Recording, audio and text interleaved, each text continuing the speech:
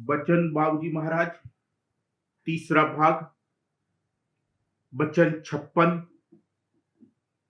आगरा, 30 दिसंबर 1938।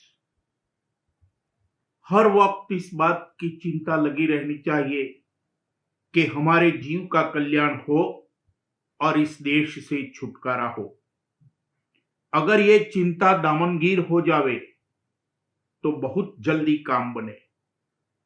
जो शक्तियां बाहर फैल रही हैं वो उलटने, सिमटने और खींचने लगेंगी। तीसरे तिल तक चींटी की चाल है, उसके बाद मीन गति है, फिर मकर गति और प्रेम की विहंग चाल। दया की कार्रवाई सहज सहज होती है। जबरदस्ती करने से मैल दूर नहीं होगा।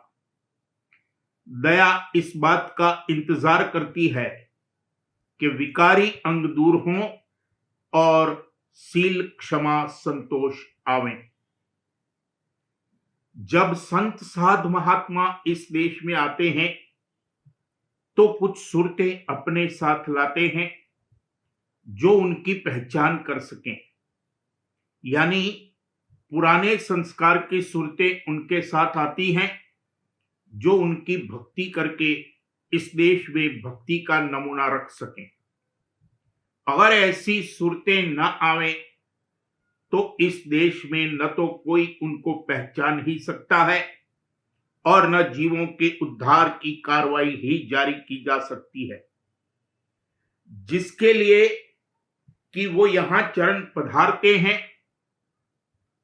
बावजूद इसके काल अपनी पूरी कोशिश करता है कि संत मत इस देश में न जारी होने पावे और जो फायदा उद्धार का कि संतों के आगमन से उठाना मुमकिन है उससे जीव महरूम रहे और सुरतें इस देश से न जाने पावे।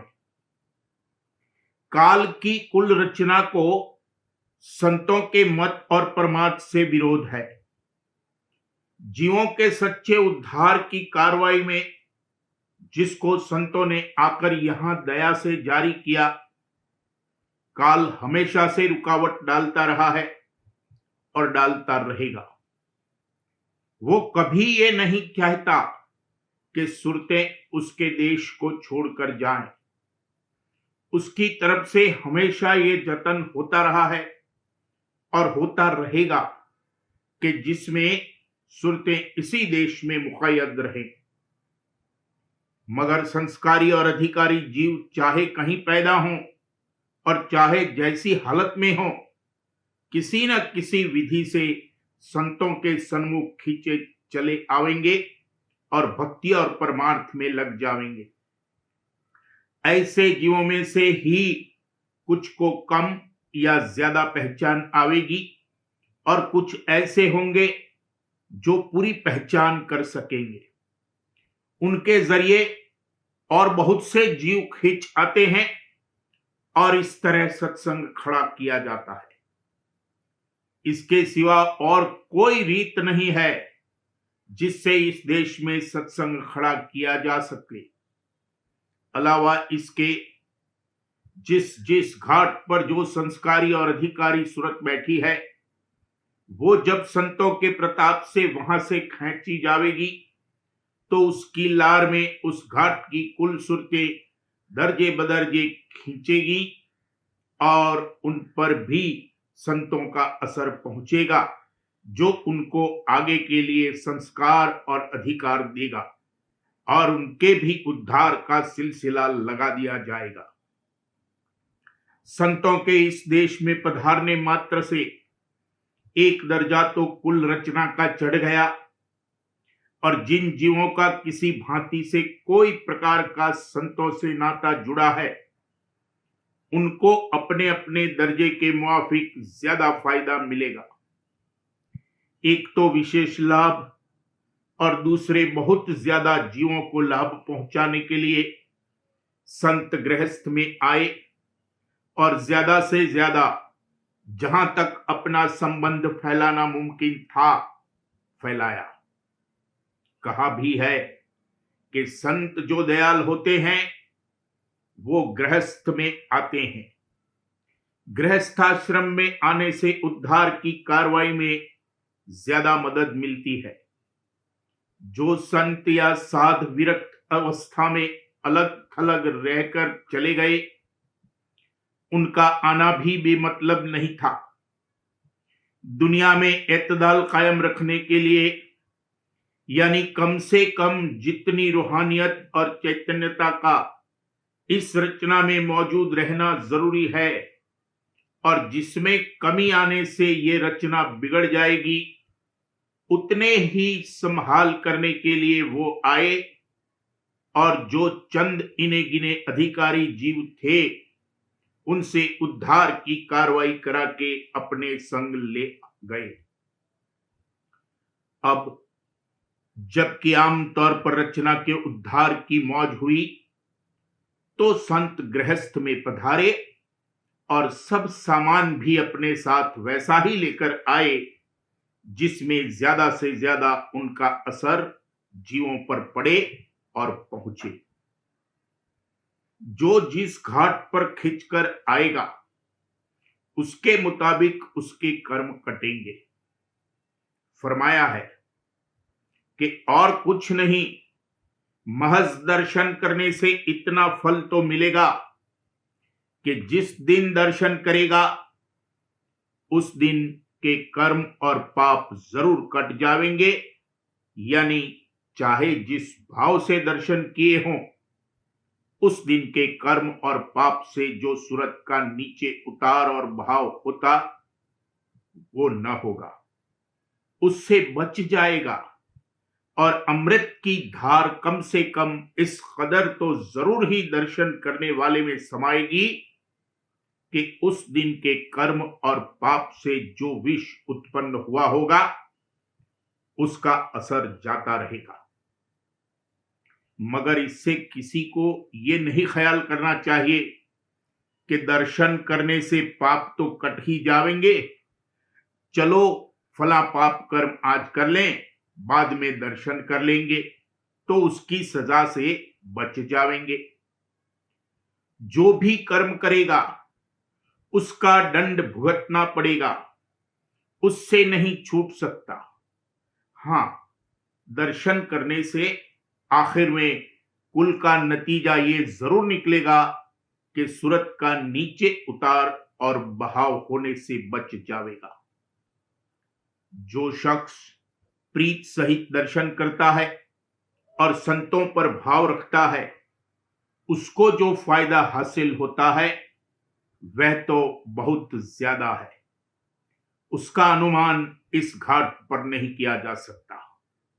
मगर संतों पर भाव और प्रीत का आना बड़ा कठिन है, और जब तक गहरा भाव और प्रीत न पैदा हो तब तक कोई क्या जान सकता है कि संतों के दर्शन प्रसन्न और शीत प्रसादी में क्या रस है। संतों से प्रीत तब लगेगी जब इस संसार की प्रीत और बंधन कम होंगे और छूटेंगे। अगर इसकी दृष्टि श्रवण, घ्राण, रसना और त्वचा में संसार भरा हुआ है तो संसार ही प्रिय लगेगा। संत साध महात्मा कैसे प्रिय लग सकते हैं? जिस शख्स में काम भरा हुआ है और काम की धार उठ रही है, उसको वही प्यारा लगेगा और हसीन व खूबसूरत मालूम होगा जो काम में बरत रहा है। मोही मोह की धार उठाता है तो जिन चीजों से संसार में मोह किया जाता है वही चीजें तो उसको प्यारी लगेगी। लोभी धन और जड़ वस्तुओं के लिए धार उठाता है तो उसको जड़ वस्तुएं ही प्यारी लगेंगी। लोभ मोह से नीचा और नजीस है। लोभ तो जड़ पदार्थों का होता है और मोह जानदारों में होता है। इसलिए मोह का घाट किसी कदर लोभ के घाट से ऊंचा है। लोभ का घाट सबसे नीचा है। जब लोभ मोह आदि में विघ्न आता है तो क्रोध बैर विरोध पैदा होता है। माता को बच्चे से और बच्चे को माता से मोह होता है। दोनों के मोह की धारें मिलती हैं और रस आता है। बच्चे की गिलाजत की तरफ तवज्जो ही नहीं जाती। गिलाजत उसकी आंखों से छिप जाती है। गिलाजत गिलाजत करके उसको नहीं दिखाई देती। कहने का मतलब ये कि मां में बच्चे के लिए इस कदर मोह प्रबल है कि सब चीजें गायब हो जाती हैं। इसी तरह से जब कामी को काम की धार उठती है तब कौन सी ऐसी गलाजत है जिसको वो नहीं भूल जाता। गलीज ही में उसको रस आता है। मुद्दा ये कि जिसमें जिस चीज की चाह है वही चीज उसको प्यारी लगती है, उसी में उसको रस आता है। दुनिया ही की चाह है और दुनिया ही में कुल ज्ञान की शक्तियां खप रही हैं और काम क्रोध लोभ मोह अहंकार आदि की धारें उठती हैं। जब ये हाल है तो संत साध महात्मा कैसे प्रिय लग सकते हैं।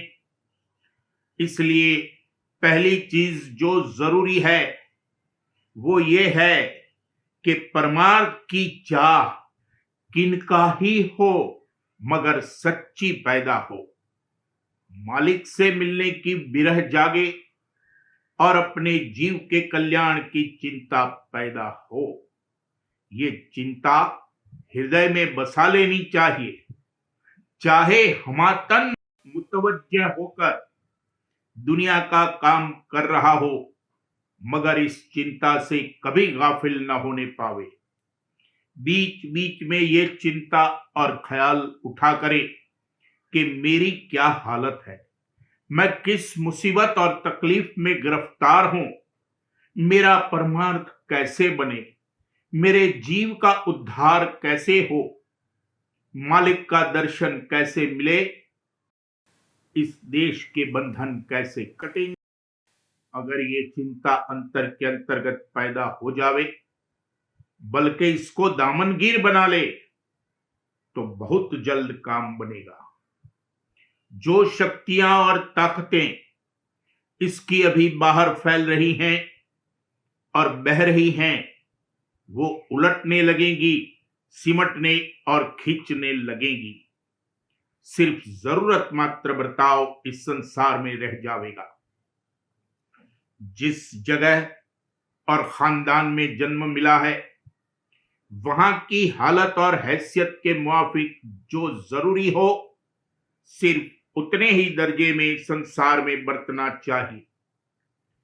बल्कि जो जरूरी है उसमें भी जिस कदर मुमकिन हो कमी करने की कोशिश होनी चाहिए।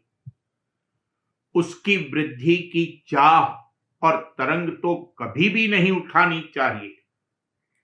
तब होते होते ये अवस्था आवेगी कि परीक्षित और अनिच्छित पर आ जाएगा। उसमें भी परीक्षित कम होना चाहिए।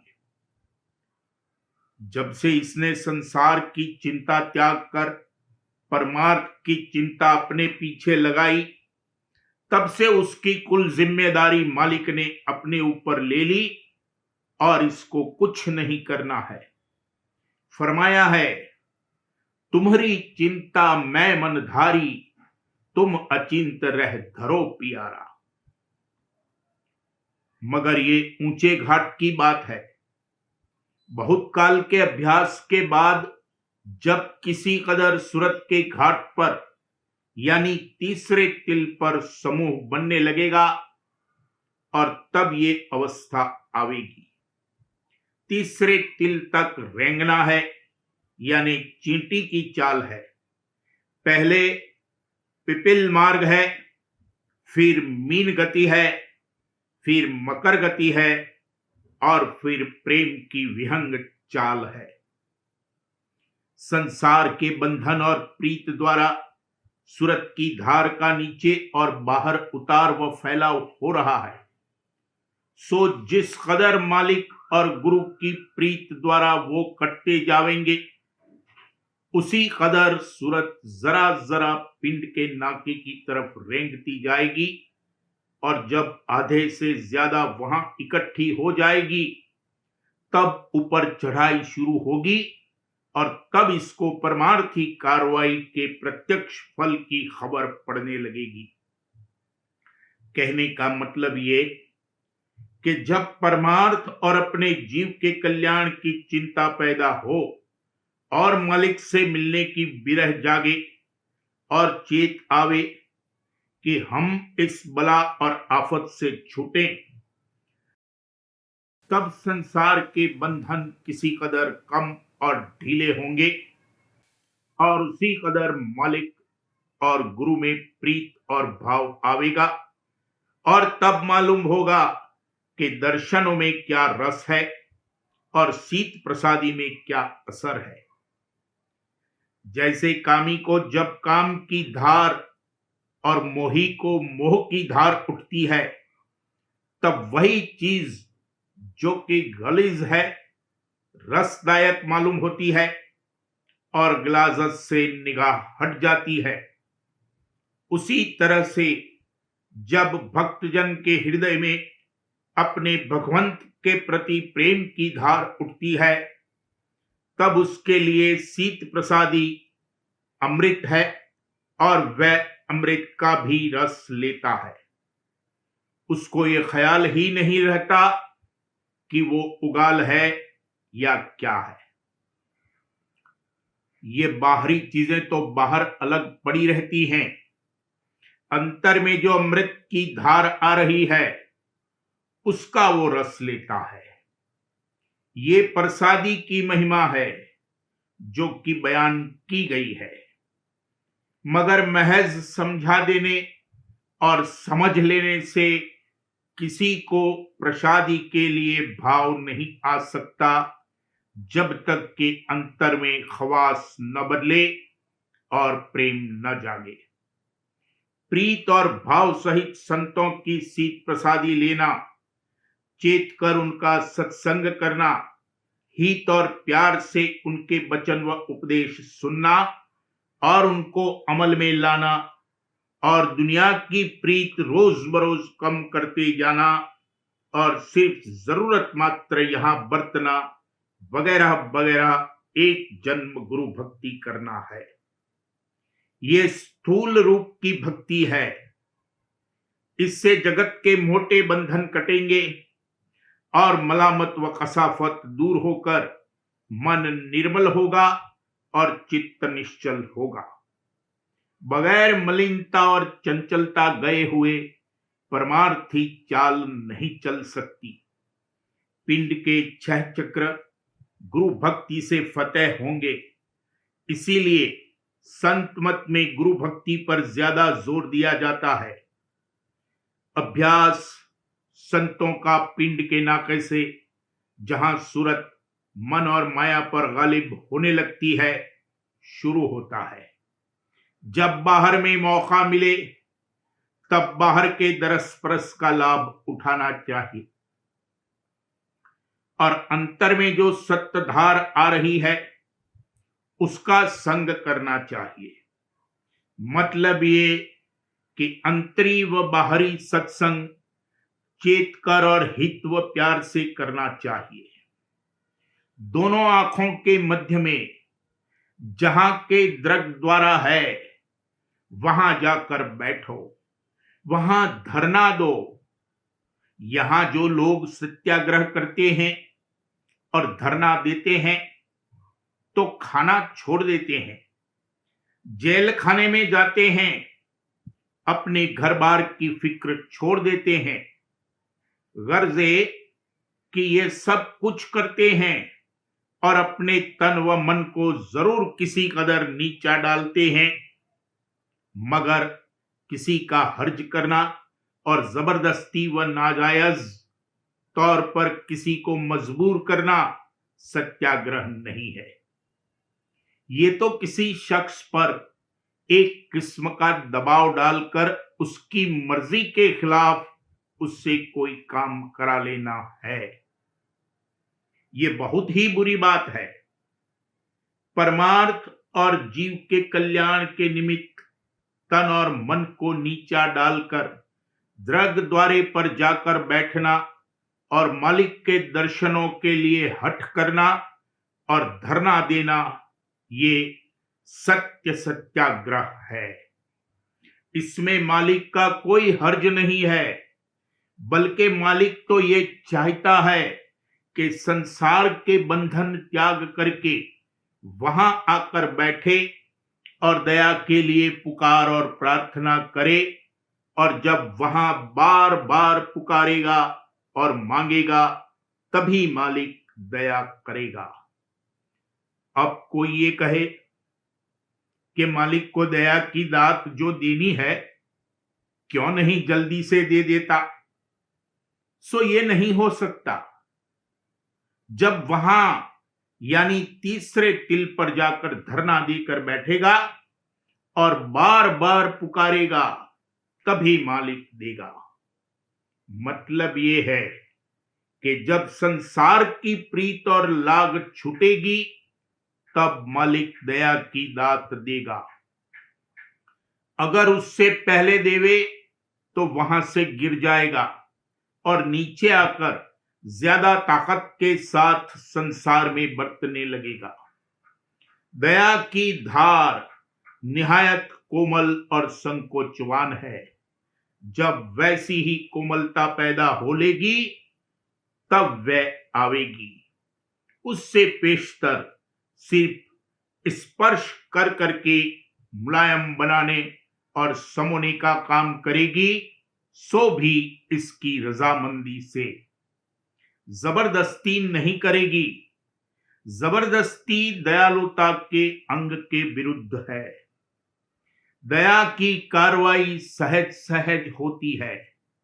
सहज सूरत, अचिंत सूरत वगैरह जो 7 सूरतें हैं, उनमें से जहां जहां जो सूरत है उसके नीचे उस अंग में कमी होती आई है। जैसे जहां सहज सूरत है उसके नीचे सहज अंग में कमी होती चली आई है। ज्यों ज्यों ये कमी पूरी होती जाएगी त्यों त्यों ही दया की धार आवेगी। जबरदस्ती करने से मैल और काई दूर नहीं होगी। क्रोध क्षमा से दूर हो, लोभ संतोष से जावे और काम यानी कामनाएं सील अर्थात अमृत की शीतलता से जावे, ये मंजूर है और यही काबिल इत्मीनान है। दया इसी का इंतजार करती है कि सील, क्षमा, संतोष आदि सकारी अंग आवे और विकारी अंग जावे और मालिक का खवास और खसलत पैदा हो। इसके लिए यही उपाय है कि दृग द्वारे पर बैठो और धरना दो और अंतर व ऊपर के जानिब चलो। चलते चलो, चलते चलो, चलते चलो। काटते और खोदते रास्ता रहो, मरते दम तक एकदम गाफिल न हो।